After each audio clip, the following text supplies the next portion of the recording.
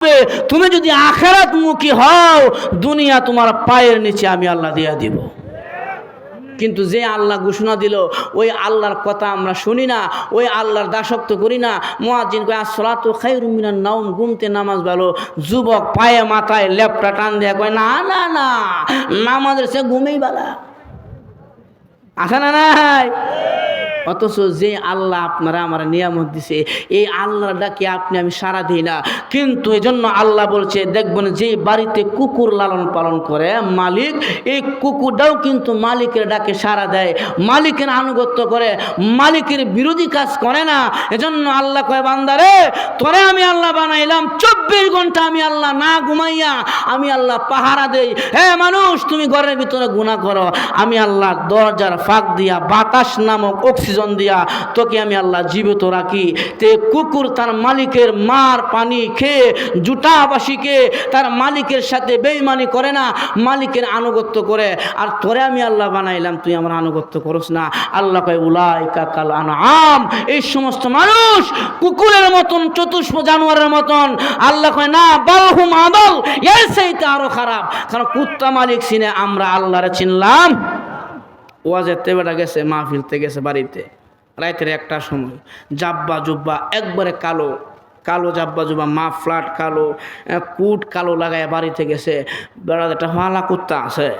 মালিক যখন বাড়িতে গেছে, যাওয়ার পরেই উনার পালিত কুকুরটা এই কালা কুটকাট দেখিয়া মালিকের কাছে গিয়া কয়ে বক বক করে বসে। মালিক, আমার বাড়ির বাতের মার পানি খাস, আমার বাড়ি জুটাবাসী গাছ, আমার বক করে উঠাস। কুত্তা কয় ইন্না লিল্লাহি, আমার মালিক। হায় হায়। তখন কুকুরটা দেখবেন মাথাটা নিচে দিয়া লেজটা কোনো কোনো লড়াই কয়, মালিক আপনি যে ওয়াজও গেছেন, কালো কুট, কালো পায়জামা, কালো সব কিছু, টুপিটাও কালো লাগাইছেন, চিনতাম পারছি না, জন্য বক করে উঠছি, আই এম সরি। কারণ আপনাকে চিনতাম পারছি না, জন্য দুঃখিত। তাহলে দেখেন, মালিককে কুকুর চিনল, কুকুরকে মালিক একটু জুটাবাসি খাওয়ায়, একটু মার খাওয়ায়, এর দ্বারা কুকুরটাও মালিক চিনল। কিন্তু আল্লাহ আমাদেরকে এত কিছু দিল, আমরা আল্লাহ মালিক রে। এই জন্য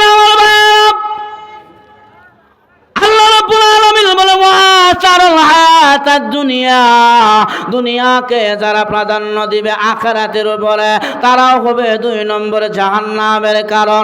দুনিয়ারে প্রাধান্য দেওয়া যাবে না। আল্লাহ নবী, বিশ্ব নবী 1400 বছর আগে বলে গেছে, সায়াকুল উম্মতি করিব, আমার উম্মত যখন 5টি জিনিসের কাছাকাছি চলে যাবে, তখন মনে করবা কিয়ামত বড় কাছাকাছি চলে আসলে। 1 নম্বরে ইউহিব্বুনা দুনিয়া ওয়া ইয়ানসাউনাল আখিরাহ। আমার উম্মত যখন তোমাদের ভিতরে অধিকাংশ উম্মত দুনিয়া নিয়ে পড়ে যাবে, আখিরাতকে ভুলে যাবে, আখিরাতের কথা ভুলে যাবে, তখন মনে করবা এই দুনিয়া হালাক হয়ে যাবে, কিয়ামত বড় কাছাকাছি চলে আসবে। আজকে আমাদের সকলের ভিতরে দুনিয়া নিয়ে টেনশন, আখিরাতের চিন্তা নাই। যখন ঠিক কিনা? খালি দুনিয়া দুনিয়া। আল্লাহর নবী বলেন, ইউহিব্বুনা দুনিয়া ওয়া ইয়ানসাউনাল আখিরাহ, উম্মতের মধ্যে খালি দুনিয়ার মুহাব্বত ঢুকবে, আখিরাতের কথা ভুলে যাবে। 2 নম্বরে পয়গম্বর বলেন, ইউহিব্বুনা দিয়ার ওয়া ইয়ানসাউনাল কুবুর, আমার উম্মতের মধ্যে দুনিয়ার ঘরের মুহাব্বত ঢুকবে, অথচ কবরের ঘরের কথা ভুলে যাবে, কবরের কথা ভুলে যাবে। আজকে আমাদের ভিতরে দুনিয়ার ঘর কারটা কেমন করে সাজাবো, এই প্রতিযোগিতার মধ্যে ব্যস্ত হয়ে গেলাম। বুইয়া সাহেব 3 তলা উঠাইলো, খান সাহেব কই আমি 5 তলা উঠাইতাম, চৌধুরী কই আমি 7 তলা উঠাবো, এই নিয়ে দুনিয়ার ঘর নিয়ে প্রতিযোগিতা করতেছে। অথচ মুসলমান রে, এই 7 তলায় তোমার আমারে রাখবে না, মরে যাওয়ার পরে তোমাকে আমাকে 7 তলা থেকে নিচ তলায় নামাইয়া ওই যে মার্কেলের কাপড় দিয়া শের বিদায় জানায় দিবে। গোনার দিন কয়দিন? বেশি দিন নয়, 60-70 বছর হায়াতের জিন্দেগি। যখন ঠিক কিনা? 60 বছর জিন্দেগির জন্য কবি কয়, আমার গনার দিন রাইয়া যাবি যৌবনে লাগবে বাটি, ওই যে দেখো ডাকিতেছে আমায় কবরের মাটি। আমার গনার দিল ফুরাইয়া যাবে, যৌবনে লাগবে বাটি, ওই যে দেখো ডাকিতেছে আমায় কবরের মাটি। সন্ধ্যার আগে যেদিন ডুবিবে বেলা, এক পলকে ভেঙ্গে যাবে তোমার রঙেরই মেলা। সন্ধ্যার আগে যেদিন ডুবিবে বেলা, এক পলকে ভেঙ্গে যাবে তোমার রঙেরই মেলা। কারে দিবা তুমি জোরে ধমক, কার মাথায় ভাঙবা লাঠি, ওই যে দেখো ডাকিতেছে আমায় কবরের মাটি। তোরা কোন ঠিক কিনা? জন্য কবি কয়ে বেরু দরবে সে গুরুস্তা নজর কুন, হার গেছে না শানে দিশা 100 কোন চান্দে গুই, বাগে মাম্বুস্তানে মাল এহনা গুই গুরে গুরুস্তানে মাল। কবি বলেন মানুষ বলে আমার ঘর, আমার মার্কেট, আমার বাড়ি, আমার অট্টালিকা, আমার জায়গা জমিন। কবি কয় এই কথা মানুষ কেন বলে না? ইহনা গুই গুরে গুরুস্তানে মান, আমার কিছুই নাই, শেষ ঠিকানা হলো কবরস্থান, অন্ধকার কবরে আমার ঢুকতে হবে। এজন্য আল্লাহর নবী বলেন ইউহিব্বুনা দিয়ার ওয়া ইয়ানসাউনাল কবর, উম্মতেরা দুনিয়ার গর্বে মহব্বত করব, কবরের কথা ভুলে যাবে। অথচ আল্লাহর নবীর সাহাবীরা এদের দুনিয়াতে ঘর ছিল না, বালু খাট ছিল না, পালং ছিল না। খলিফাতুল মুসলিমিন হযরত ওমর রাদিয়াল্লাহু আনহু অর্ধ পৃথিবী যিনি পরিচালনা করেছে, উনার ভালো খাট নাই, সিংহাসন নাই, বিছানা নাই, বালিশ নাই, খেজুর পাতার ছাউনির উপরে শুয়ে থেকে উনি অর্ধ পৃথিবী পরিচালনা করেছে।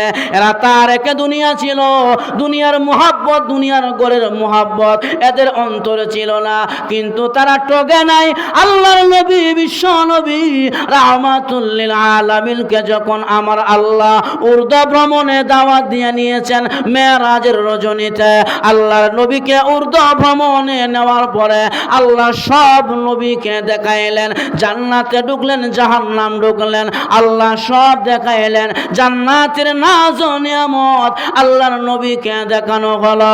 আল্লাহর নবী জান্নাতে ঢোকার পরে এমন একটা বালাখানার দিকে নবী গেলেন, গিয়া দেখে এত সুন্দর বালাখানা, তাসুরুন নাজিরিন, চোখের দৃষ্টি কেড়ে নেয়। আল্লাহর নবী বালাখানার দিকে এক পলক দৃষ্টিতে তাকায় আছে। জিবরাইল কয় আখবির ইয়া মুহাম্মদ, সামনে চলেন না, আরো ভালো ভালো দৃশ্য আছে, নিয়ামত আছে। আমার নবী সামনে যায় না, বালাখানা থেকে নবীজির চোখ নড়ে না। জিবরাইল কয় নবী গো সামনে চলেন না। আল্লাহর নবী কয় জিবরাইল আগে বল এই বালাখানা আল্লাহ কার জন্য বানাইলেন? জিবরাইল কয় নবী গো এক কুরাইশের জন্য আল্লাহ সুন্দর বালাখানা তৈরি করেছে। আল্লাহর নবী বলেন আনা কুরাইশি, আমার জন্য কি আল্লাহ সুন্দর বালাখানা তৈরি করেছে? না গো নবীজি, আপনার জন্য বানানো হয় না। আল্লাহর নবী কয় জিবরাইল রে কার জন্য আল্লাহ এত সুন্দর বালাখানা বানাইলেন? জিবরাইল বলে এক আরবীর জন্য বানাইলেন। আল্লাহর নবী বলেন আনা আরবী, আমি তো আরব বংশের মানুষ, আমার জন্য কি আল্লাহ এই সুন্দর বালাখানা তৈরি করেছে?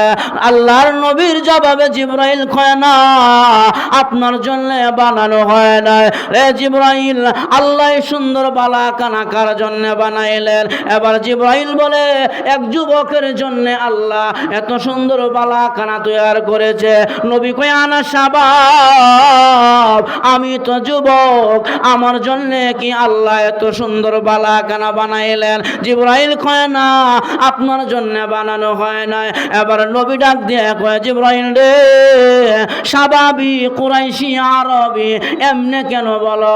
এই বালাখানার মালিকের নাম ঠিক ঠিকানা সহ আমি নবীজিকে জানায়া দাও কার জন্য মহান আল্লাহ এত সুন্দর বালাখানা জান্নাতে বানাইলেন।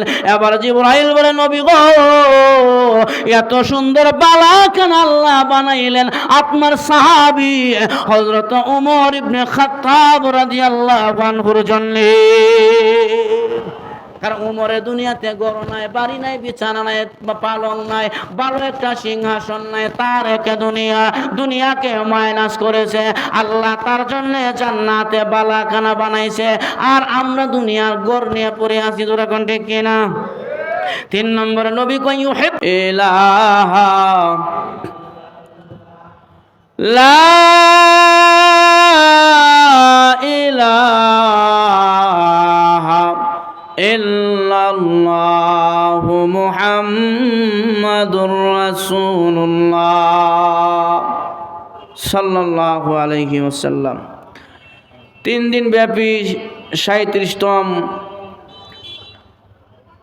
তুলসীপুর ইসলামী মহাসম্মেলনের আজ শেষ অধিবেশনের সম্মানিত সভাপতি, জাতির মাতার মুকুট সম্মানিত ওলামায়ে কেরাম, সমবেত সর্বস্তরের মুসলমান ভাইয়ারা, পর্দার আড়ালে অত্যন্ত শ্রদ্ধেয় মা বোনেরা, আল্লাহ পাকের আলিশান দরবারে শুকরিয়া আদায় করে যিনি আমাদেরকে এই কনকনে শীতের মধ্যে দুনিয়ার সমস্ত ব্যস্ততা থেকে ফারেক করে আল্লাহর কালামের মুহাব্বতে, ওলামায়ে কেরামের মুহাব্বতে, ওলামায়ে কেরামের জবান থেকে কোরআনের আলোচনা শোনার জন্যে এই মকবুলিয়াত মহাসম্মেলনে আসার তৌফিক দিয়েছেন। সেই জন্যে মালিকের দরবারে দিল উজাড় করে আল্লাহ পাকের আলিশান দরবারে শুকরিয়া আদায় করে সকলে বলে আলহামদুলিল্লাহ। আরো জোরে বলে আলহামদুলিল্লাহ। এই মাহফিল হওয়াতে আপনারা খুশি না বেজার? এলাকার লোক সবাই খুশি? যারা মেলায় দোকান পাটি আছে তারাও খুশি? আমার ভাইয়ারা, দোকান পাটে মেলা মানুষ আছে না নাই? অসংখ্য লোক আছে। দেখবেন সাপুরিয়া বিনবাসী বাজায়, সাপুরিয়া বাঁশি বাজায়, সাপুরিয়ার বাঁশির আওয়াজে যত বিষ দর সাপ ছিল গর্তের ভিতর থেকে বের হয়ে লাফাইতে শুরু করছে, কিন্তু একটি সাপ গর্তের ভিতর থেকে বের হয় না। সাপুরিয়া মনে মনে বলে সাপটা মনে হয় বড় হবে, আর না হলে বের হয় না কেন। উনি বাঁশি বন্ধ করে কুদাল দিয়া কুড়ে ওই গর্তের ভিতর থেকে বের করেছেন। আমাদের দেশের ভাষায় বলে বিশাল বড় এক দুরা সাপ। কি সাপ? বিষ আছে? বিষ নাই। সাপুরিয়া বলে হায় রে, বিষ নাই, এই জন্যে তো বের হয় না। আর বিষ যেই বাচ্চার শরীরে ছিল ওই সাপের বাচ্চা পর্যন্ত বের হয়ে লাফাইতে আরম্ভ করেছে। ঠিক তেমনি ভাবে যে মুসলমানের কলবে আল্লাহ এবং রসুল, কোরআন এবং হাদিস, মসজিদ এবং মাদ্রাসা, ওয়াজ এবং তাফসিরের মুহাব্বত যেই মুমিনের কলবে আছে, তার কানের মধ্যে আওয়াজ গেলে দোকান পাটে বসে থাকতে পারে না, দৌড়ায় চলে আসে মাহফিলের ভিতরে। আর যে মুসলমানের বাচ্চার কানে কোরআনের আওয়াজ যাওয়ার পরেও মাহফিলে আসতে পারে না, তারা হলো এই জামানার দুরাশাপ মার্কা মুসলমান। জোরে বলেন ঠিক কিনা? আর না হলে আয়া পড়তো মাহফিল। আবার কিছু কিছু লোকের বক্তব্য হলো, হুজুর ওয়াজ যত ভালো করেন ভিতরে ঢুকবো না। আছে না নাই? আমি বললাম ঢুকবেন না কেন? বলে বাহিরে হরণ কেন দিচ্ছেন? আমি চা পান করবো, বুট বাদাম খাবো আর ওয়াজ শুনবো। এই প্রকারের চালাক শ্রোতা আছে না নাই? তো এক হুজুরে ওয়াজ করছে, কোথাও যদি পানি না পাওয়া যায় তায়াম্মুম করে নামাজ পড়া যায়। মাসআলা আছে না? মাসআলা আছে না? হুজুরে তায়াম্মুমের নিয়ম বলে দিছে, মাটির মধ্যে হাত মেরে, বালির মধ্যে হাত মেরে, ওয়ালের মধ্যে হাত মেরে তায়াম্মুম করা যায়। এখন মাটির পাতিলার মধ্যে হাত মেরে তায়াম্মুম করা যায়, তায়াম্মুমের নিয়ম বলে দিছে। এক চালাক দোকানে বসে বসে বলে, এই মোল্লাটা করতে আইছি, নামাজ পড়লে বলে ওযু লাগে না, আর পানি যে ঠান্ডা, যা জীবনে যত নামাজ কাজা করছি সব আদায় করে ফেলবো, যেহেতু ওযু লাগে না। কারণ সে তো কয়েক খেয়ালের রুগী, চা বেশি পান করলে মুখ পুড়ে যাবে, আশেপাশে কে কি বলে ওইটাও শুনে, আবার মোল্লা কি ওয়াজ করে সেটাও শুনে। যখন তার কানে আওয়াজগুলো ওযু ছাড়া নামাজ পড়া যায়। এখন সুযোগ সন্ধানে বাড়িতে গিয়ে খাওয়া দাওয়া করে উনি শুয়ে গেছেন, আর মনে মনে বলে তাহাজ্জুদের নামাজ নাকি সবচেয়ে গুরুত্বপূর্ণ নামাজ, আমি তাহাজ্জুদের নামাজ দিয়ে আমার কাজা নামাজের যাত্রা শুরু করব, এই বলে শুয়ে গেছে। সন্ধ্যাবেলা উনার ওয়াইফে রুটি গরম করে না, রুটি আপনারা কি বলেন, রুটি গরম করে যান, তাওয়া তাওয়া, ওই যে কুমাররা মাটির তাওয়াগুলো 20 টাকা 30 টাকা করে বিক্রি করে না। আচ্ছা বলেন দেখি, মাটির তাওয়ার তুলি সাদা না কালা? আরো দেখুন। এখন এই চালাক রাতের 3:30টার সময় ঘুম থেকে উঠে উনি তায়াম্মুম করবে, ওই মাটির পাতিলা তাওয়ার তুলির মধ্যে হাত মেরে মুখ মাসায়া করছে, আবার হাত মেরে ডাইন হাত মাসায়া করছে, আবার হাত মেরে বাম হাত মাসায়া করছে। আচ্ছা বলেন তো দেখি তার সুরতটা কেমন হয়েছে? ওই তলিও যেমন কালো, তার সুরতও তেমন কালো। এখন এই কালো সুরত নিয়ে উনি ঘরের দিকে রওনা, তাহাজ্জুদের নামাজ পড়বে। কোন কারণে ওনার ওয়াইফের যে পেশাবের বেগ হয়েছিল, এই ভদ্রমহিলা ঘুম থেকে উঠে তাকায়া দেখে দরজার সামনে দাঁড়ায়া হাত পাও কালো, এই প্রকারের মানুষ তো আমার বাপের জিন্দিগিতে কোনোদিন দেখি নাই। এখন ভদ্র মহিলা মনে করছে মনে হয় শেষ রাত্রে আমার ঘরে ভূত ঢুকতেছে, ভূত মনে করিয়া মুইটা ঝাড়ু এক কানাসিন ঘরে, এই ঝাড়ুটা নিয়া জামাইরে এমন একটা দৌড়ানি দিছে, জামাই বউয়ের হাতের দৌড়ানি খাইয়া পোল্টি দিয়া পড়ছে গিয়া পুকুরের মধ্যে পড়িয়া কয়ে, বউরে চাইছিলাম না উজু করতাম, মাঘমায়া শীত তুই আমার গোসল করাই আসারছস। তাহলে বাহিরে বসে ওয়াজ শুনলে উল্টা পাল্টা আমল করলে বউর হাতের মার খাওয়ার সম্ভাবনা আছে। জোরা বলে ঠিক কিনা? এজন্য আমরা এই মাহফিলে আসতে পেরেছি, আবারও বলি আলহামদুলিল্লাহ। নিয়ামতের শুকরিয়া আদায় করলে কে খুশি হয়? আরো জোরে বলতে হবে, কে খুশি হয়? নিয়ামত কে বাড়ায় দেয়? আল্লাহ। আল্লাহ এক আয়াতে বলেন, لئن شكرتم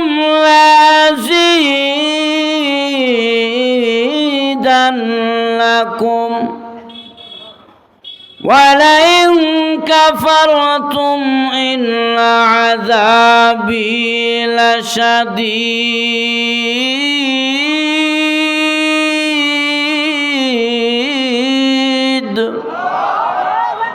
আল্লাহ কয়, বান্দা যখন আমি মালিকের শুকরিয়া আদায় করো, আমি আল্লাহ তোমাদের নিয়ামতগুলো বাড়িয়ে দেই, আর যখন নাশুকরিয়া করো নিয়ামত চিনায় নেই, বরকত উঠায় নেই। এজন্য আবারও চিল্লায় বলে আলহামদুলিল্লাহ। আল্লাহর দেওয়া নিয়ামত আমাদের মাঝে আছে না নাই? হাত কার দেওয়া নিয়ামত? পাও কার দেওয়া নিয়ামত? জবান চোখ কার দেওয়া নিয়ামত? আল্লাহ এক আয়াতে বলছেন, ألم نجعل له عينين। আল্লাহ কয়, বান্দা আমি 2টা চোখ তোমাকে দিয়েছি, ওয়ালিসানা ওয়াশাফাতাইন, 2টা টুটের মাঝখানে একটা জিহ্বা জবান আমি দিয়েছি। বান্দারে শুধু তোমার চোখ আর টুট আর জবান দেই নাই, এ বান্দা এই পৃথিবীতে যত মাখলুক আমি আল্লাহ সৃষ্টি করেছি, সমস্ত মাখলুকের চাইতে আমি আল্লাহ তোমাকে সবচেয়ে বেশি সুন্দর করে সৃষ্টি করেছি। সুবহানাল্লাহ। আমরা যখন ময়না পাখি দেখি বলে, ময়না রে তুমি কত সুন্দর, টিয়া পাখি তুমি কত সুন্দর, এ গুগু পাখি তুমি কত সুন্দর। পাখি তখন বলে, হে মানুষ আমি যে সুন্দর, এই কথার ডকুমেন্ট আল্লাহর কোরআনে নাই, দলিল আল্লাহর কোরআনে নাই। তুমি যে সুন্দর এই কথাটা আল্লাহর কোরআনে আছে, দলিলে আছে, আছে না নাই? আল্লাহ এক আয়াতে বলছেন, لقد خلقنا الإنسان في أحسن تقويم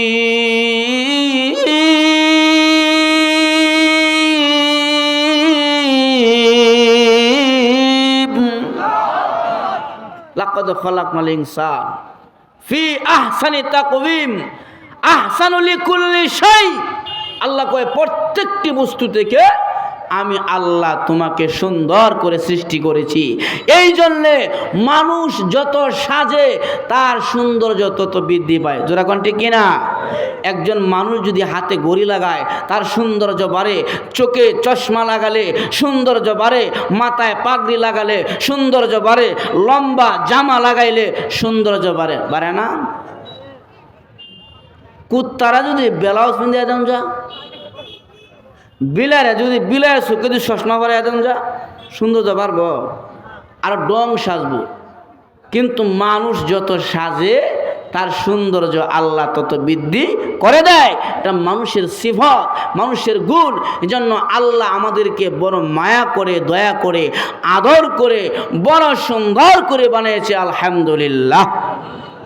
এই যে মাহফিলে আসছেন, আপনারা আসার কারণে আল্লাহর নবী বলেন যে জায়গায় কোরআনের কথা হয়, নাজালাত আলাইকুমুস সাকিনা, ওই জায়গার মধ্যে আল্লাহর পক্ষ থেকে শান্তি নাজিল হয়। এই জন্য আমার ভাব আল্লাহ নবী বিশ্ব নবী রাহমাতুল লিল আলামিন বলেন, উম্মতেরা রে, যেই জায়গায় কোরআনের কথা হয়, হাদিসের কথা হয়, নাজালাত আলাইকুমুস সাকিনা, ওই জায়গার মধ্যে আল্লাহর পক্ষ থেকে শান্তি নাজিল হয়। আল্লাহর নবী বলেন, উম্মতেরা রে, শান্তি নাজিল হয় এখানে শেষ নয়, ওয়াগাশিয়াত আলাইকুমুর রহমা, ওই জায়গাটা আল্লাহর রহমতের বেষ্টনীর মধ্যে পড়ে যায়। আল্লাহর নবী বিশ্ব নবী রাহমাতুল লিল আলামিন বলেন, উম্মতেরা ওয়া হাফাজ মালাইকা, ওই জায়গাটা আল্লাহর ফেরেশতারা আল্লাহর হুকুমে হেফাজত করে। আল্লাহর নবী বলেন, যে জায়গায় কোরআনের কথা হয়, নবীর হাদিসের আলোচনা হয়, ওই জায়গার মধ্যে অসংখ্য ফেরেশতা নাজিল হয়। ওই ফেরেশতাগুলো একজনের কাঁধে বর করে করে আসমান পাড়ি দিয়ে আরশে মহল্লায় চলে যায়, আল্লাহর কাছে চলে যায়। আমার আল্লাহ ডাক দিয়ে কয়, ফেরেশতারা রে, এই যে তুলসীপুরি এলাকায় মহাসম্মেলনের ভিতরে আমার বান্দারা কনকনে শীতের মধ্যে কেন বসে আছে? রে ফেরেশতারা, এদের কি বাড়ি নাই, ঘর নাই? এদের কি বাড়িতে বিছানা নাই? আমার আল্লাহ কয়, ফেরেশতারা রে, এরা বাড়ি ঘর ছাড়িয়া কেন বসে আছে? ফেরেশতারা তখন বলে, প্রভু গো, এদের আলিশান বাড়ি আছে, আলিশান গাড়ি আছে, সুন্দরী নারী আছে, আরামের বিছানা আছে, সব ছাড়িয়া তুমি আল্লাহর মুহাব্বতে, তোমার কোরআনের মুহাব্বতে, তোমার নবীর হাদিসের মুহাব্বতে ওই শীতের মধ্যে বসে বসে কোরআনের আলোচনা শুনছে। আমার আল্লাহ কয়, ফেরেশতারা রে, এরা কি চায়? এরা কি চায় মনের মধ্যে? এদের তামান্নাকে? ফেরেশতারা তখন বলে, প্রভু গো, এরা তুমি মালিকের সন্তুষ্টি চায়, রেজামন্দি চায়, তোমার জান্নাত চায়, জাহান্নাম থেকে বাঁচতে চায়। আমার আল্লাহ কয়, রে ফেরেশতারা, এরা কি আমি আল্লাহর জান্নাত দেখেছে? না গো প্রভু, তোমার জান্নাত দেখে নাই, তোমার জাহান্নাম দেখে নাই, তুমি আল্লাহকেও তারা দেখে নাই। আলেম উলামার কথায় কোরআনের মুহাব্বতে বসে গেল। আমার আল্লাহ তখন বলে, ফেরেশতারা রে, যে বান্দাগুলো আমি আল্লাহর জান্নাত দেখে না, আমি আল্লাহর জাহান্নাম দেখলো না, আমি আল্লাহর দেখে নাই, আমার কোরআনের মুহাব্বতে বসে গেল। ও ফেরেশতারা, তোমরা না বলেছিলা দুনিয়াতে মানুষ বানাইবার দরকার নাই, এরা জমিনে মারামারি করবে, কাটাকাটি করবে। আজ তাকায়া দেখ, আমার বান্দারা শীতের মধ্যে দুনিয়ার সব কাজ বাদ দিয়া আমি আল্লাহকে পাওয়ার জন্য সম্মেলনের মধ্যে বসে গেল। ও ফেরেশতারা, আমি আল্লাহ তোদেরকে সাক্ষী রাখিয়া ঘোষণা দিয়া গেলাম, যারা আমি আল্লাহর কালামের মাহফিলে বসে গেল, আমি আল্লাহ তাদের জিন্দেগীর সমস্ত গুনাহগুলো মাফ করে দিলাম। যারা মাহফিলে আসছেন টক জেন্না দিচ্ছেন, আরো জোরে এখন আবার বলে আলহামদুলিল্লাহ। একটু আওয়াজ দিয়ে আলহামদুলিল্লাহ। মানুষ এখনো রাস্তাঘাটে ঘোরাফেরা করছে। আচ্ছা বলেন তো দেখি, এই যে সম্মেলনটা সাজাইছে কর্তৃপক্ষ, যদি হুজুর নাই গানের শিল্পী আনতো, মানুষের সংখ্যা এমন হইতো? আরো জোরে এখন এমন হইতো? বাবা বেডা বেডি জডা জডি কত মানুষ আসতো। হ্যাঁ, বাপ পুত শ্বশুর জামাই মিললে আসতো। তোর এখন ঠিক কিনা? গানের শিল্পী একটা গানও টান দিলে, প্রেমের বিশ্বে দর্শে গো যাহার, কি করিয়া বুঝাই তার গো বিষে পরাণ যায়, প্রেমের বিষে পরাণ যায় গো, কে যাতনা প্রেমের গো বিষে, প্রেমিক বিনে কে বুঝিবে গো বিষে পরাণ যায়, যুবক প্রেমের বিষে পরাণ যায় গো। এই জাতের শিল্পী আসলে মানুষের সংখ্যা এমন হইতো না, আরো বেশি হইতো। তাহলে মানুষ ভালো কাজে আসতে চায় না। জোরে বলেন ঠিক কিনা? এই জন্য আমার ভাইয়েরা, জান্নাত সবাই পাবে না, সবার জন্য জান্নাত নয়। যারা শীতের মধ্যে সমস্ত কাজ বাদ দিয়া আল্লাহকে হাজির নাজির জেনে মাহফিলে বসতে পেরেছে, অবশ্যই কিয়ামতের ময়দানে এই বসাকে আল্লাহ উসিলা বানায়া আপনাকে আমাকে নাজাতের জড়িয়ে করিয়ে দেবেন। এজন্য যারা এখনো আসি নাই, মেহরবানি করে চলে আসি। আমার ভাইয়ারা, আমি আপনাদের সামনে পবিত্র কালামের 30 নম্বর পারা থেকে একটি সূরার কয়েকখানা আয়াতে কারিমা তেলাওয়াত করেছি। আমার তেলাওয়াতকৃত আয়াতের মধ্যে আল্লাহ তাআলা উল্লেখ করেছেন মানুষ 2টি কারণে জাহান্নামে যাবে। কয় কারণে? কথা বলতে হবে, কয় কারণে? আমার কথা বোঝা যাচ্ছে? মানুষ কয়েক কারণে জাহান্নামে যাবে? 2 কারণে। 2টি গুণ অর্জন করতে পারলে মানুষ জান্নাতে যাবে। 2টি কারণ যদি কারো ভিতরে পাওয়া যায়, 2 কারণে মানুষ জাহান্নামে যাবে। আল্লাহ তাআলা আমার তেলাওয়াতকৃত আয়াতের মধ্যে আগে জাহান্নামের আলোচনা এনেছেন, কারণ একজন মানুষ পরিবর্তন হইতে গেলে জাহান্নামের আলোচনা ছাড়া বিকল্প কোনো রাস্তা। চোরা যদি চুরি ছাড়তে হয়, তার ভিতরে জাহান্নামের ভয় ঢুকাতে হবে। সুদকুর, ঘুষকুর, জিনাকুর, মদকুর, নেশাকুর যদি নেশা ছাড়তে হয়, তার ভিতরে জাহান্নামের ভয় ঢুকাতে হবে। শরীফ উসমান হাদিকে যে খুনি হত্যা করেছে, যে খুনি শুট করেছে, এই খুনির ভিতরে যদি আল্লাহর জাহান্নামের ভয় থাকতো, শরীফ উসমান হাদিকে সে গুলি করতে পারতো না। জোরে বলেন ঠিক কিনা? তবে উসমান হাদিকে গুলি করে একটা প্রমাণ করে গেছে, এই দেশের মানুষ গুলির সামনে দাঁড়াইতে রাজি হয়, কিন্তু আমার 56,000 বর্গ মাইলের 1 ইঞ্চিকে তারা বিক্রি করতে রাজি হয় না। শরীফ উসমান হাদিকে গুলি করে একটা জিনিস ক্লিয়ার করে দিয়ে গেছে, এই দেশের লক্ষ লক্ষ উসমান হাদি এখন গড়ে গড়ে তৈরি হয়ে যাচ্ছে।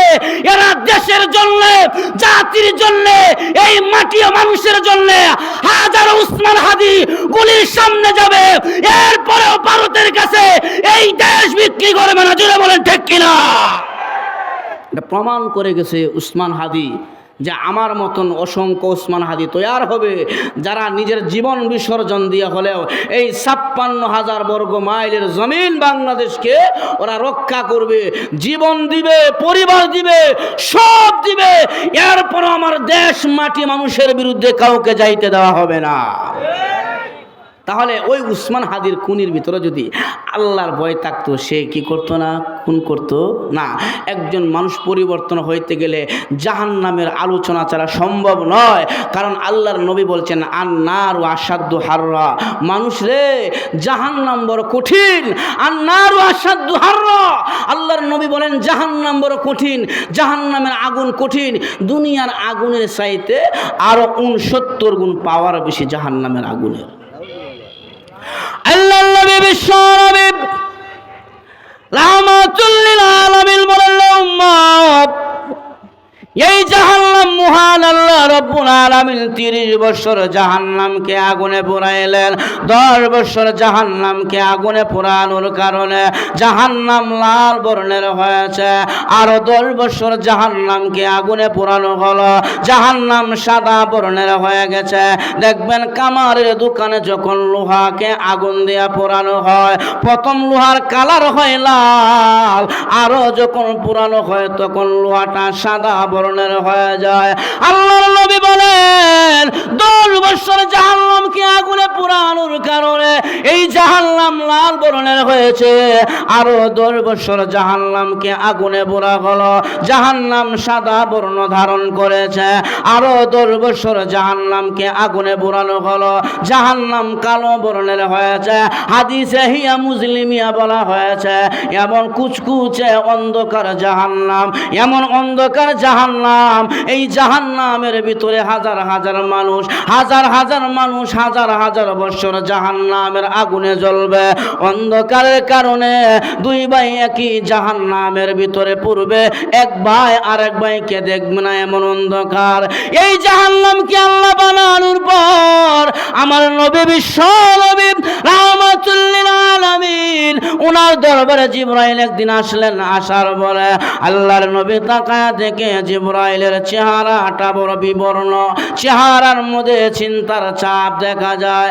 নবী আবার জিজ্ঞাসা করলেন, জিবরাইল রে, এমন চিন্তিত চেহারা নিয়া আমি নবীর দরবারে কোনোদিন আসো নাই, আজ তোমার চেহারার মধ্যে বড় চিন্তার ছাপ দেখা যায়, কারণ কি? জিবরাইল বলে, ইয়া রাসূলুল্লাহ, ইয়া হাবিবাল্লাহ, আল্লাহর নবী গো, মহান আল্লাহ আমি জিবরাইলকে জাহান্নামের বর্ণনা শোনাইলেন। ও নবীজি, আল্লাহ আমি জিবরাইল জাহান্নামের বর্ণনা, জাহান্নামের আযাবের ভয়াবহতার কথা জানায়া দিলেন। আমি জিবরাইল জাহান্নামের আযাবের কথা শুনিয়া আমার ভিতরে ভয় ঢুকে গেল, চেহারার মধ্যে চিন্তার চাপ পড়ে গেছে। আল্লাহর নবী বলেন, জিবরাইল রে, আমি নবীকে জাহান্নামের বর্ণনাটা শোনায়া দাও, আমি নবীজিকে জাহান্নামের বয়ান শোনায়া দাও। জিবরাইল কয়, না, আপনাকে শোনালে আপনি বরদাস্ত করতে পারবেন না। আল্লাহর নবী কয়, জিবরাইল আমি নবীজিকে যদি জাহান্নামের বয়ান না শোনাও, জাহান্নামের বর্ণনা না দাও, আমি উম্মতদেরকে কেমন করে সতর্ক করব, উম্মতদেরকে কেমন করে বলবো? এ জিবরাইল, আমি নবীকে জাহান্নামের বর্ণনা শোনায়া দাও, আমি উম্মতদেরকে বর্ণনা শোনায়া রাখবো, এদেরকে সতর্ক করব। এবার জিবরাইল আলাইহিস সালাতু ওয়াস সালাম আল্লাহর নবীকে প্রথম নম্বর জাহান্নামের বর্ণনা দিলেন। প্রথম নম্বর জাহান্নামের বর্ণনা শুনিয়া আল্লাহর নবী বিশ্ব নবী ওনার চোখ থেকে পানি ঝরতে আরম্ভ করলো। আযাবের কথা শুনিয়া পয়গম্বরের চোখ থেকে পানি ঝরে। দ্বিতীয় নম্বর জাহান্নামের বর্ণনা দিলেন। নবীজি জাহান্নামের বর্ণনা শুনিয়া আল্লাহর নবীর চোখ থেকে আরো পানি ঝরতে আরম্ভ করে দিয়েছে। নবীর ভিতরে টেনশন ঢুকে যাচ্ছে। 3 নম্বর, 4 নম্বর, 5 নম্বর, 6 নম্বর জাহান্নামের বর্ণনা জিবরাইল আল্লাহর নবীকে যখন শোনাইলেন, আল্লাহর নবী বিশ্ব নবী জাহান্নামের আযাবের ভয়াবহতার কথা শুনিয়া আল্লাহর নবীর ভিতরে যেন টেনশন ঢুকে গেল, পেরেশানি ঢুকে গেল। নবীজি জমিনের মধ্যে বসে গেছে। আল্লাহ এত কঠিন করে আমার উম্মতের জন্য জাহান্নাম বানাইলা রে আল্লাহ। আয় আল্লাহ, আমার উম্মতে জাহান্নামের আগুন কেমন করে বরদাস্ত করবে? না, এই জাহান্নামের আগুন তো আমার উম্মত বরদাস্ত করতে পারবে না। এইভাবে নবীজি রুনাজারি করতে শুরু করে দিলেন। জিবরাইলকে আল্লাহর নবী বললেন, জিবরাইল, আল্লাহ তো 60টি জাহান্নাম বানাইলেন। বলে হ, আমাকে 6টার বর্ণনা দিয়েছ, আরো একটি জাহান্নামের বর্ণনা বাকি আছে। 7 নম্বর জাহান্নামের বর্ণনাটা আমি নবীকে শোনায়া দাও। জিবরাইল কয় না, ও নবীজি, 7 নম্বর জাহান্নাম আরো ভয়ঙ্কর, আযাবের ভয়াবহতা আরো বেশি। আল্লাহর নবী কয়, জিবরাইল রে, আমাকে যদি না বলো আমি উম্মতদেরকে কেমন করে সতর্ক করব, উম্মতদেরকে কেমন করে জানাবো? আল্লাহর নবীর কথার পরে জিবরাইল নবীজিকে 7 নম্বর জাহান্নামের বর্ণনা দিলেন, আযাবের ভয়াবহতার কথা শোনাইলেন। আল্লাহর নবী 7 নম্বর জাহান্নামের বর্ণনা শোনার পর পয়গম্বর চিৎকার মেরে জমিনের মধ্যে পড়ে গেলেন। না, এত কঠিন জাহান্নাম আমার উম্মত বরদাস্ত করতে পারবে না। আযাবের কথা শুনিয়া নবীজি বেহুশ হইয়া জমিনের মধ্যে পড়ে গেলেন। আল্লাহর নবীর হুশ চলে গেল। বেহুশ অবস্থায় পয়গম্বর জমিনে পড়ে গেলেন। জাহান্নামের আযাবের কথা শুনিয়া জিবরাইল চলে গেল। আল্লাহর নবী, বিশ্ব নবী রাহমাতুল লিল আলামিনকে সাহাবীরা হুঁশি আনলেন। নবীজি হুঁশি আসার পর আল্লাহর নবী যেখানে যায় জাহান্নামের কথা স্মরণ হয়। নবীজি খেতে গেলে জাহান্নামের কথা স্মরণ হয়। নবীজি ঘুমাইতে গেলে জাহান্নামের কথা স্মরণ হয়। আল্লাহর নবী নামাজে দাঁড়াইলেন, ইয়া আইয়ুহাল্লাযীনা আমানু কু আনফুসাকুম ওয়া আহলিকুম নারা। নবীজি জাহান্নামের আয়াত তেলাওয়াত করে, ওয়াকুদুহান নাস ওয়াল হিজারা উইদ্দাত লিল কাফিরিন। আল্লাহ, এই জাহান্নামের ইন্ধন হবে মানুষ আর পাথর। আল্লাহ, আমার উম্মত এই জাহান্নাম বরদাস্ত করতে পারবে না। আল্লাহ, এত কঠিন করে জাহান্নাম বানাইলা, আমার উম্মত এই জাহান্নাম বরদাস্ত করতে পারবে না। আল্লাহর নবী, বিশ্ব নবী রাহমাতুল লিল আলামিন শুধু জাহান্নামের কথা স্মরণ হয়, উম্মতের চিন্তা পয়গম্বরের ভিতরে, আমার উম্মত এমন জাহান্নামের আগুন বরদাস্ত করবে কেমন? আল্লাহর নবী একদিন আম্মা জান আয়েশার কাছে গিয়া বলেন, আয়েশা রে, আল্লাহ আমার উম্মতের জাহান্নাম বানাইলো, আমি নবী যদি উম্মতের জন্য একটা রাস্তা না বের করে যাই, আমার সমস্ত উম্মত জাহান্নামে চলে যাবে গো। আমি নবী, আমার উম্মত যদি জাহান্নামে যায়, আমি নবী বরদাস্ত করতে পারবো না। সব ঘরে দরজাটা লাগায়া দাও, আমি নবী সাজদায় পড়ে যাব। আমি সাজদায় পড়ে আল্লাহর দরবারে রুনাজারি করব। আম্মা জান আয়েশা রাদিয়াল্লাহু আনহা আল্লাহ নবীর ঘরে দরজা লাগায়া দিলেন। নবীজির ঘরে দরজা লাগানোর পর আল্লাহর নবী জমিনের মধ্যে সাজদায় পড়ে গেল। আম্মা জান আয়েশা বলে, আমার নবীজি তো প্রতিদিন সাজদায় পড়ে কান্না করে, নবীজি প্রতিদিন কাঁদে, কিন্তু আজকের কান্নাটা আমার কাছে বিপরীত মনে হয়। আজকের সাজদাটা আমি আয়েশার কাছে বিপরীত মনে হয়। আল্লাহর নবী কোনোদিন এত লম্বা সাজদা দিয়া কাঁদে না। আজ নবীজি কেন গো এত লম্বা সাজদা দিয়া পয়গম্বর কাঁদে? আল্লাহর নবীর কান্না শুনিয়া আম্মা জান আয়েশার ভিতরে ভয় ঢুকে গেল। আম্মা জান আয়েশা ভয় পাচ্ছিলেন আল্লাহর নবীর কান্না শুনিয়া। ওই দিক থেকে মদিনার সাহাবীরা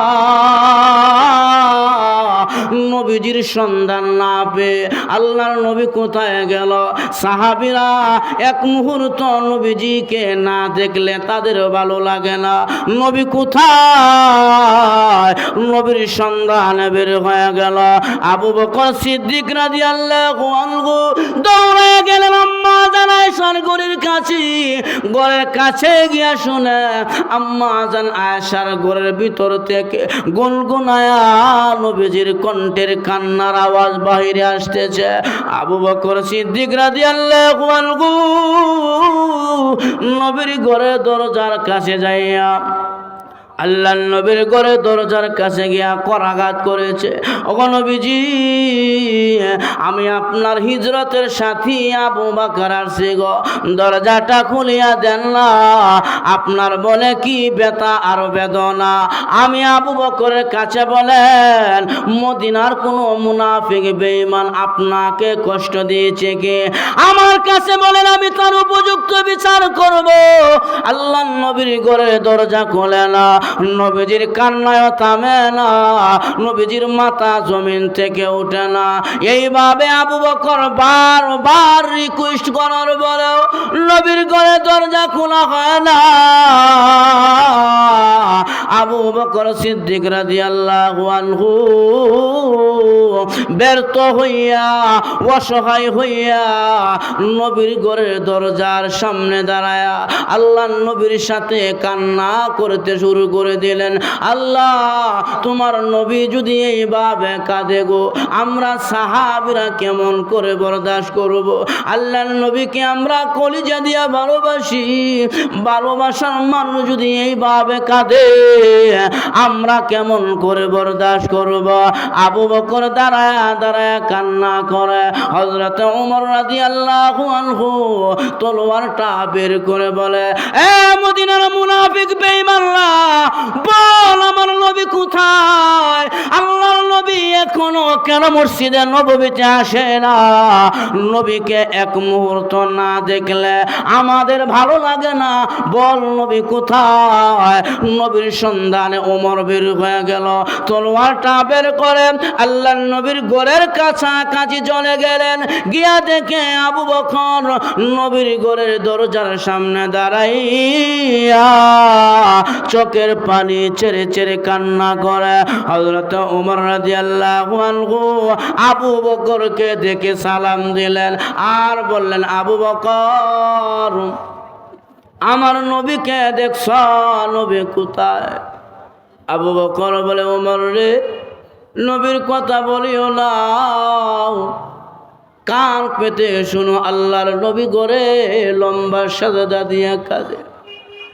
ওমর, আমি অনেকক্ষণ ধরে আল্লাহর নবীর ঘরে দরজার সামনে দাঁড়াইয়া অপেক্ষা করতেছিলাম নবীজি ঘরে দরজা খুলবে, কিন্তু না, নবী দরজা খুলে না।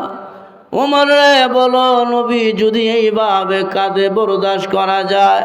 ওমর রাদিয়াল্লাহু আনহু আস্তে আস্তে করিয়া নবীর ঘরে দরজার কাছে গিয়া করাঘাত করে আর বলে, নবী গো, আমি সেই উমর যে উমর মাথা কাটার জন্য আসছিলাম। আপনার আখলাক আর আপনার চরিত্র দেখিয়া মাথা না কেটে নিজের গর্দনা দিয়া দিলাম ইসলামের জন্য। আমি সেই উমর যে উমরের সামনে দাঁড়াইয়া মক্কা মদিনার কোন বেঈমান ইসলামের বিরুদ্ধে কথা বলতে পারে না। আমি সেই উমর আপনার ঘরের দরজার সামনে দাঁড়ায় আছি, দরজাটা খুলেন না। আপনাকে মদিনার কোন মুনাফিক বেঈমান কষ্ট দিয়েছে থাকলে আমার কাছে বলেন, আমি তার উপযুক্ত বিচার করব। কে কষ্ট দিল? আল্লাহর নবীর ঘরে দরজা খোলা হয় না, নবীজির কান্নায় থামে না, আল্লাহর নবীর মাথা সাজদা থেকে জমিনে ওঠে না, নবীজি কাঁদে। ওমরের মতন সাহাবী ব্যর্থ হইয়া আল্লাহর নবীর ঘরের দরজার সামনে দাঁড়ায় আসমানের দিকে তাকায়া বলে, প্রভু গো, যেই নবীর মা নাই, বাবা নাই, এই নবী যদি এইভাবে কাঁদে গো, আমরা সাহাবীরা কেমন করে বরদাস্ত করে? আল্লাহর নবীর মনে কি ব্যথা বেদনা তুমি আল্লাহর নবী ছাড়া কেউ জানে না। নবীজির কান্না যখন আওয়াজ আরো বৃদ্ধি পাইতে লাগলেন, সাহাবীরা মদিনা থেকে যারা নবীর দরজার সামনে আসে সবাই দাঁড়ায়া দাঁড়ায়া শুধু কাঁদে নবীর সাথে, যেহেতু দরজা খুলতে পারে না। এখন সমস্ত সাহাবী মিলিয়া বলে এইভাবে কাঁদলে হবে না, যাও আলীর কাছে সংবাদ পৌঁছাও, আলীর কাছে সংবাদ দাও। আলী যদি হাসান হুসাইন রাদিয়াল্লাহু আনহুমা দুইজনকে নিয়ে আসে, আল্লাহর নবী হাসান হুসাইনের কথা শুনলে দরজা খুলবে। আলী রাদিয়াল্লাহু আনহুর কাছে সংবাদ পৌঁছে দেওয়া হলো। আলী রাদিয়াল্লাহু আনহু হাসান হুসাইন রাদিয়াল্লাহু আনহুমাকে নিয়ে নবীর ঘরে দরজার কাছে আসছে। হুসাইন নবীর ঘরে দরজার কাছে গিয়া বলে, নানা ভাই, আমি তোমার আদরের নাতি হুসাইন আর ছেড়ে নানা, দরজাটা খুলিয়া দাও না, তোমার মনের মধ্যে কি ব্যথার বেদনা, আমি হুসাইনের কাছে বলো, আমি তার উপযুক্ত বিচার করব। নবীর ঘরে দরজা খুলে না।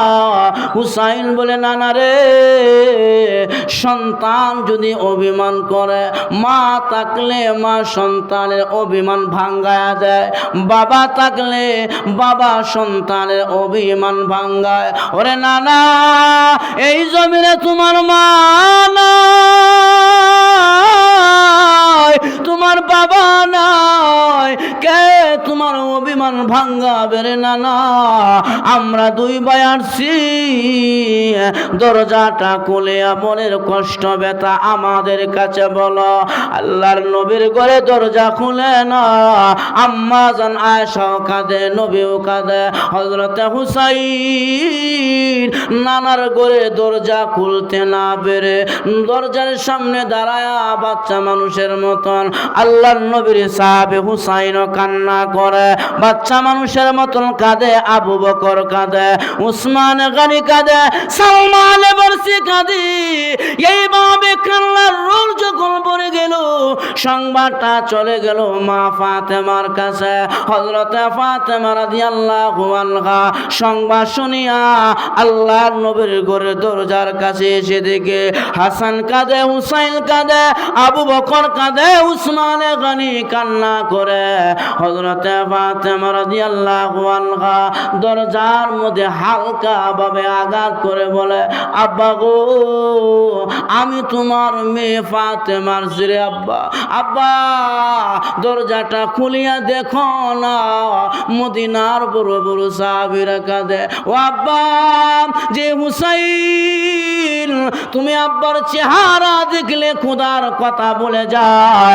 আদরের দুইটা সন্তান আমার দাঁড়ায় দাঁড়ায় কাঁদে গো আব্বা, দরজা খুলো না। মনের মধ্যে কি ব্যথা আর বেদনা, আমি ফাতেমার কাছে শেয়ার করো, বলো, আমি তার উপযুক্ত বিচার করব। নবীর ঘরে দরজা খোলা হয় না, আল্লাহর নবীর কান্নায় থামে না, মাথা জমিন থেকে ওঠে না। হযরতে ফাতেমা ডাক দিয়ে কয়, আব্বা, আপনি আমাকে অন্য অন্য সাহাবীদের মতন মনে করেন না, আমি কিন্তু আপনার মেয়ে ফাতেমা, আমার মরণ হয়ে যাবে রে আব্বা, এরপরেও আমি তোমাকে না দেখিয়া যাব না, অন্য অন্য সাহাবীদের মতন আমি না। দেখবেন সন্তানের মধ্যে বাবা কিন্তু মেয়েদের কাছে দুর্বল হয়, দুর্বল হয় না? আমার কথা বোঝা যাচ্ছে না? অসুবিধা? হযরতে ফাতেমা রাদিয়াল্লাহু আনহা বলে, আব্বা, আমি তোমার মেয়ে ফাতেমা, তোমাকে না দেখি আমি যাব না। আল্লাহর নবী কয়, আয়েশা রে, সবাইকে বিদায় করলেও আমার পাগল ফাতেমার এমনি বিদায় করা যাবে না। হে আয়েশা, আমার মেয়ে ফাতেমা আমি নবীকে না দেখে যাবে না, দরজাটা খুলিয়া দে, আমি আমার মেয়ে ফাতেমার দেখব। আল্লাহর নবীর বিবি উম্মাহাতুল মুমিনিন আম্মা জান আয়েশা নবীর ঘরের দরজাটা খুলে দিলেন। ফাতেমা রাদিয়াল্লাহু আনহা দরজাটা খোলার পরে আস্তে আস্তে করে নবীর ঘরে ঢুকছে। ঢুকিয়া দেখে আল্লাহর নবী কেবলমাত্র জমিন থেকে মাথাটা উঠায়া আম্মা জান আয়েশার ঘরে জমিন থেকে মাথাটা উঠাইয়া ফাতেমার দিকে তাকাইলেন। ফাতেমা রাদিয়াল্লাহু আনহা আব্বার চেহারার দিকে তাকায় দেখে দীর্ঘক্ষণ নবী সাজদায় পড়ে থাকার কারণে সুন্দর চেহারাওয়ালা নবীর চেহারাটা রক্তে লাল হয়ে গেছে। আল্লাহর নবী দীর্ঘক্ষণ সাজদায় পড়ে কান্না করার কারণে আল্লাহর নবীর দুইটা চোখ ফুলে গেছে। ফাতেমা রাদিয়াল্লাহু আনহা বাবার গলায় জড়ায়া ধরে আর বলে, কে পারলি রে মদিনার কার এত বড় সাহস রে আমার এতিম বাবারে এভাবে কষ্ট দিলে? তোমরা কি জানো না এই নবীর জমিনে মা নাই বাবা নাই? কে পারলি আমার নবী মুহাম্মদ সাল্লাল্লাহু আলাইহি ওয়াসাল্লাম রে কষ্ট দিলে, যার কারণে আমার বাবা এতক্ষণ সাজদায় পড়ে রইল, চোখ থেকে পানি বের হইল? তুই কে পারলি?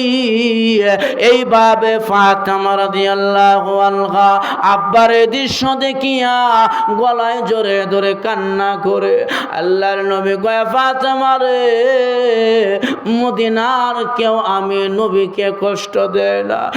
ফাতেমা আমি নবীকে মদিনার কেউ কষ্ট দেয় না। আমি নবীকে কষ্ট দিলে আমি নবী প্রতিশোধ নেই না। প্রতিশোধ নেওয়ার জন্য আমি নবী দুনিয়াতে আগমন করি না। ফাতেমা রাদিয়াল্লাহু আনহা বলে, আব্বা গো তাহলে এইভাবে দরজা লাগায়া দীর্ঘক্ষণ সাজদায় পড়ে কান্না শুরু করে দিলা, এইভাবে তো তুমি কোনোদিন কাঁদো না, আজ কেন এইভাবে কান্না করলা? আল্লাহর নবী তখন বলে, ফাতেমা রে জিবরাইল আমি নবীজিকে জাহান্নামের বর্ণনা শুনাইলেন, জাহান্নামের আযাবের ভয়াবহতার কথা জানাইলেন। আমার উম্মতে জাহান্নামের মধ্যে হাজার হাজার বছর জাহান্নামের আগুনে পুড়বে। আমি নবী শুনলাম আমার উম্মতের জাহান্নাম আল্লাহ তৈয়ার করেছে। এখন আমি নবী যদি আমার উম্মতের জন্য একটা ফয়সালা আল্লাহর কাছ থেকে না আনি, একটা রাস্তা না বের করে আনি, আমার সমস্ত উম্মত জাহান্নামে চলে যাবে। এই জন্য আমি নবী আমার উম্মতের জন্য আমি দীর্ঘক্ষণ সাজদায় পড়ে রইলাম। আল্লাহর নবী আবার সাজদায় চলে যাওয়ার পর মহান আল্লাহ জিবরাইলকে ডাক দিয়া বলে, জিবরাইল আর আমার বন্ধুরে কাঁদায়ও না, আমার বন্ধুকে আর পেরেশানি দিও না, যাও বন্ধুর কাছে সংবাদ পৌঁছায়া দাও, বন্ধুর উম্মতেরা জিন্দিগি বড় গুনাহ করবে, গুনাহ করার পর মৃত্যুর 1 বছর আগে যদি আমার বন্ধুর উম্মত তওবা করতে পারে, আমি মহান আল্লাহ আমার বন্ধুর উম্মতের তামাম জিন্দেগির সমস্ত গুনাহগুলো মাফ করে দিব। আল্লাহর নবী কয়, না রে জিবরাইল, এত লম্বা সময় আমি আমার উম্মতের ব্যাপারে দিতে পারি না। জিবরাইল 1 বছরে তো লম্বা সময় দেওয়া যায় না, সময়টা আরো কমায়া দাও। জিবরাইল কয়, নবী গো আল্লাহ বলেছেন 6 মাস। নবী কয়, না সময়টা আরো কমায়া দাও, 2 মাস কয় না, আরো সময় কমাও। জিবরাইল আমার উম্মত রাতের বেলা ওয়াজ শুনিয়া ঘুমায়া যাবে, সকালবেলা মৃত হালতে ঘুম থেকে উঠবে, জীবিত উঠতে পারবে না, তওবা নসিব হবে না। আমার উম্মত রাতে দিনের বেলায় রাস্তা দিয়া চলাচল করবে, গাড়ি অ্যাক্সিডেন্টে মারা যাবে, তওবা নসিব হবে না। আমার উম্মত বিভিন্ন জায়গায় যাবে, তওবা নসিব হবে না। জিবরাইল রে, আল্লাহ যতক্ষণ পর্যন্ত আমার উম্মতের ব্যাপারে সঠিক একটা ফয়সালা না দিবে, আমি নবীজির মাথা জমিন থেকে আর উঠবে না, আমার কান্নায় থামবে না। মহান আল্লাহ তখন ডাক দেয়া কয়, জিবরাইল যা আমার বন্ধুর কাছে কোরআনের আয়াত নাজিল করে সংবাদ জানায়া দেয়, ওয়ালা সাউফা ইউতিকা রাব্বুকা ফাতারদা।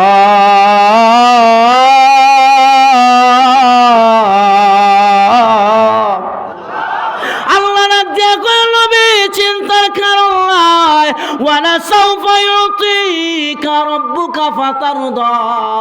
আল্লাহ ডাক দিয়া কয়, নবী গো, আমি আল্লাহ উম্মতের ব্যাপারে আপনি নবীকে খুশি করব, সন্তুষ্টি করব। সূরা দুহার আয়াত নাজিল হয়ে গেল।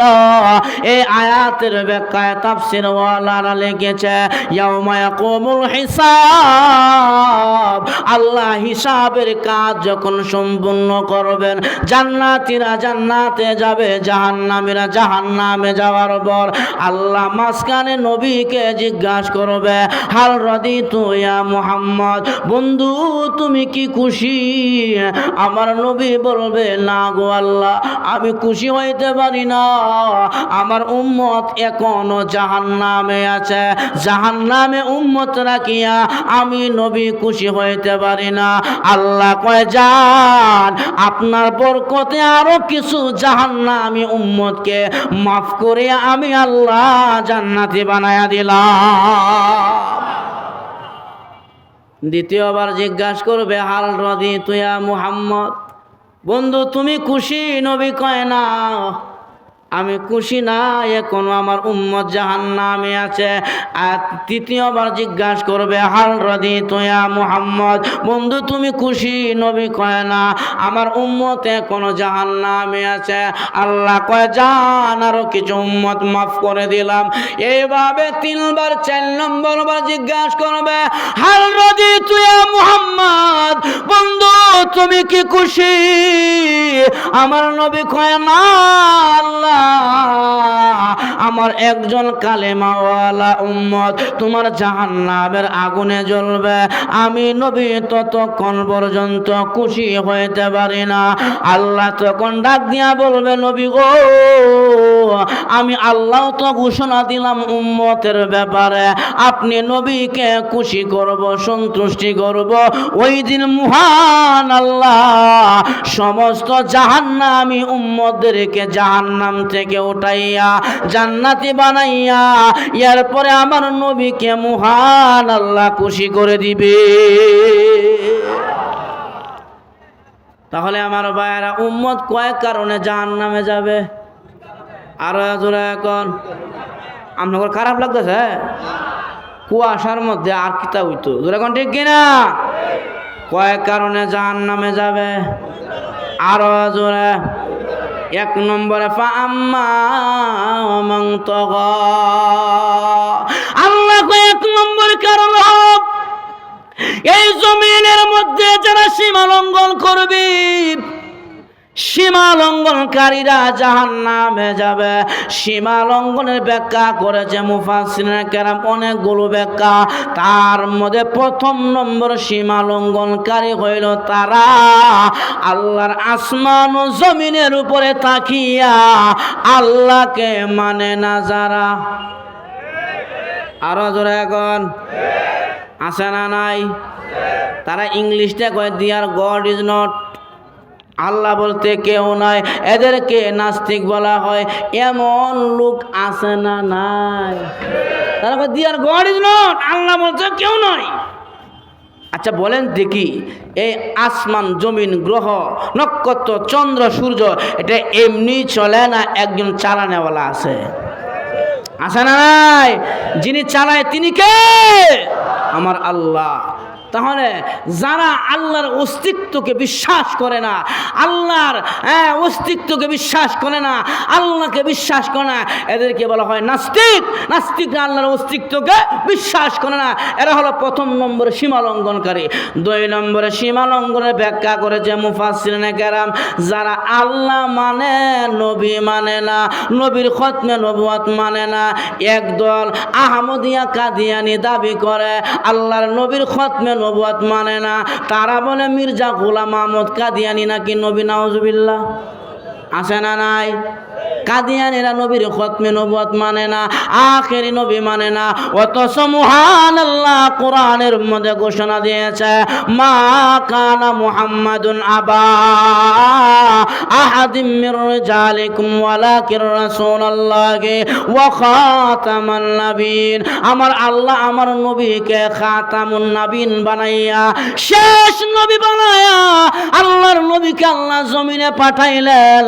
আল্লাহর নবী বলেন, আনা খাতামুন নবী লা নবিয়্যা বাদে, আমি শেষ নবী, আমার পরে আর কেউ নবী আসবে না। ওয়াত মির্জা গোলাম আহমদ কাদিয়ানি যে নবী দাবি করেছে সে 1 নম্বরে কাফের। আরো জোরে এখন। এই যে উলামায়ে কেরাম এটা বারবার সরকারে বলতেছে, হিন্দু আছে থাকবে, বৌদ্ধ আছে থাকবে, ইহুদি আছে থাকবে, খ্রিস্টান থাকবে, আমাদের কোনো দুঃখ নাই। আহমদিয়া কাদিয়ানির জামাত তারাও এই জমিনের ভিতরে থাকবে, তবে মুসলমান পরিচয় দিয়া থাকার কোনো সুযোগ নাই। কারণ নবী মানবা না, খতমে নবুয়ত মানবা না, আবার তোমরা মুসলিম দাবি করবা, এ বাটপারি ছাড়তে হবে। অতএব পরিষ্কার ভাষায় নবী যারা মানে না তারা কাফের, যারা কাফের বলবে না তারাও কাফের। জোরে এখন ঠিক কিনা? এই জন্য আমার বাম উলামায়ে কেরাম বারবার নবীর খতমে